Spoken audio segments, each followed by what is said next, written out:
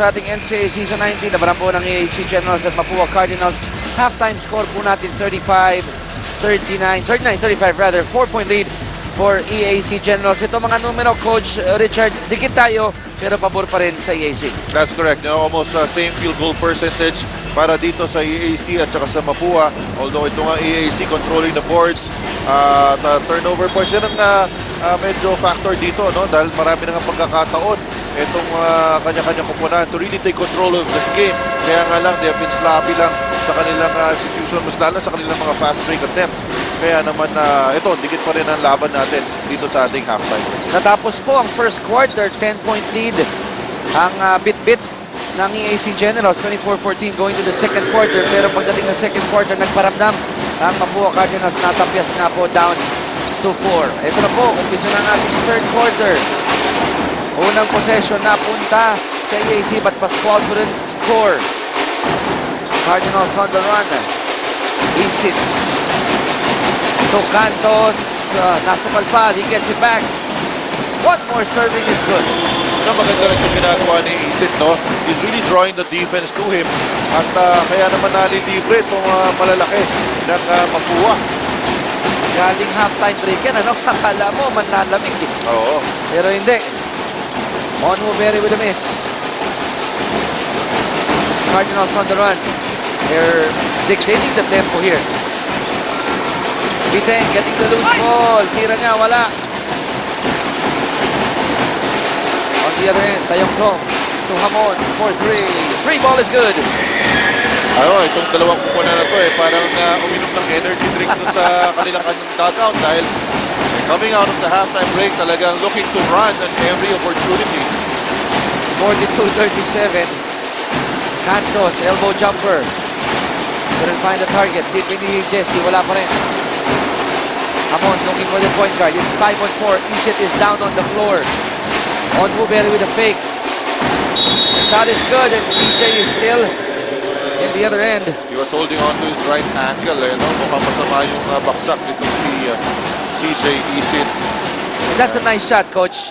Yes. John Ham asking CJ Isit kung kamusta siya. Oo. At ito makikita natin dito, no? Andun si CJ, yan yung talon niya. Oh, he rolled his right ankle. Oo. So labas muna si CJ Isit. Binubuhat siya 44-37. 7-point lead for the EAC Generals. Wow. Pero pag bata ka, yung mga ganyang injury. Pagpag, no? Tsaka mas madaling makarecover.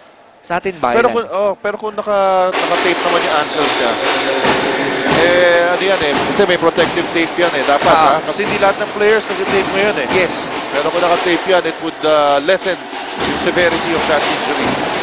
So mukhang grimacing in pain pa rin si CJ. Siguro matanong ni Apple mamaya kung makababalik. Itong si CJ Isit. Cantos, one more jumper, finally knocking it down. Kanina pa nalilibre kay Cantos yung mga 15-foot jumpers na yan, and right now it's making them pay. 5-point lead for EAC, 44-39. Pascual against Estrella. Ting mawala. Onwuberry recovers. Shot clock down to 5. Tayong Tong, jumper. Pasok, pero bago mabitawan ng bola, may foul na. Foul will be on Estrella. Okay, Estrella.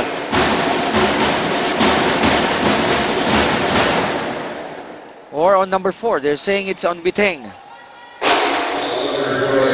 So, on Biteng. One more look there. Yun. Yung hampas. Ezekiel Biteng. No free throw shots for Tayong Tong. Cross court to Hamon. Shot clock reads 6. John Ham to Pascual for 3. It's good. Well, maganda yung galaw ni John Ham na gano'n, no? He refused the screen, went the other way. Yung help sa kabila, kaya nagkaroon siya ng driving lane. Kasi maganda yung kick out niya nung umpet yung tao doon sa opposite wing. Angat muli sa 8 ang halamangan ng EAC 47-39 and Saitanan. Yes. Pumeke, nahuli na si Gerald Serrano. Yan talaga dapat puntahan dito na Mapua dahil itong pantay sa kanya, si Serrano, matangkad na si Saitanan, talagang mas malaki pa katawan. May hirapan talaga si Serrano dito on one-on-one na coverage. Yung numero nga natin ng halftime, Coach Richard, lamang ang EAC sa rebounds in spite of Saitanan and Cantos playing together for Mapua. Oo, tama yan, no? Ayun, makikita mo dahil hustle rin ng mga gwardya netong EAC. They may not be as tall as Saitanan and Cantos, pero parang pare-pare yung height. I'm looking at Hamon, I'm looking at Pascual, I'm looking at Serrano. You're talking about Hamon and Pascual. Si Hamon nga may 6 rebounds na nung halftime. Si Ayun. Pascual, 4. Tapos si Enubere, meron siya ng 7 rebounds nung halftime break. So 17 of the 25, tama ba yung bilang natin? Oo. Sa tatlong player pa lang, ha? Tama. Eto, bola pa rin ang Mapua, naagaw nila. They're down by 6. Cantos, binitin. Pero traveling ang itatawag sa kanila. Sayang yun, no? Nakaagaw na naman sila off their press. Kaya nga lang, si Cantos, mas maganda yung mga 15-foot jumpers niya kaysa same finish niya around the basket.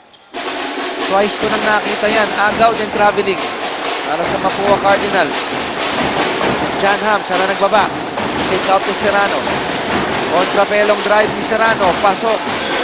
Kaya naman, sabi niya, maliit man yung katawan ko, mas mabilis naman ako. Mas mahaba. Oo. 49-41. Under 7 minutes remaining in the third quarter. EAC still up. Estrella. Nakita sa loob si Saitanan. Oh. Pinararo niya rito si Onmovere. Oo, talagang namimiesta nga ito si Saitanan kanina pa inside the paint. Saitanan, meron ng 9 points sa ating ball game. Onmovere wanting to get it back. Wala. Pero nakakuha niya yung mintis niya. Pascual. Jumper won't go in. Pero si Dayong Tong nabigay kay Onmovere. Bumeke. Traveling naman on Sydney. Hindi rin makapaniwala naman si Coach Jerry Estrada kung paano rin naging traveling yun. Sometimes yung drop step na yun, yung una... May mga tawag naman na akala mo lang traveling pero hindi traveling dahil off-foot yung ginagamit nila. So, well, sa bilis rin ang pangyayari. Judgment call yun, no? Oo nga, no, tama ka. If it's the wrong foot, kahit ikaw, fan, mapapaisip ka eh. Traveling siya. Hintes ang EAC sa kanilang subok. Andoy on the other end. Lugabo, out to Biteng for 3. Ayaw. And Pascual gets a rebound. So si Biteng couldn't find his groove from the 3-ball area. Step back 3, Dayong Tong. Wala. Estrella on the other end against Dayong Tong. Niluwa pa rin yung layup.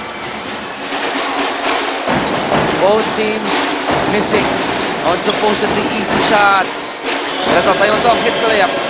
Grabe talaga, no? So, 5th year, lahat ng mga players dito, no? Everybody going for fast break situations. Pero ngayon, kontrolado pa rin ng EAC itong laban.